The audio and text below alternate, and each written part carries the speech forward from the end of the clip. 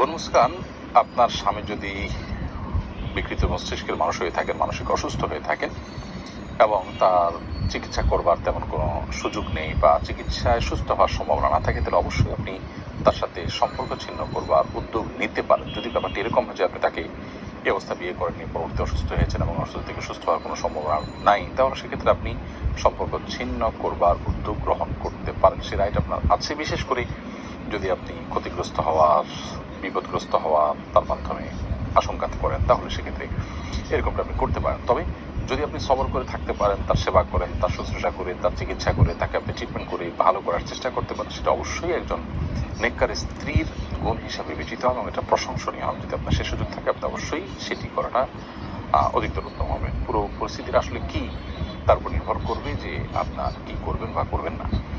এখানে কাবিননামা থাকা বা না থাকার আসলে কোনো বিষয় নয়। আপনি তার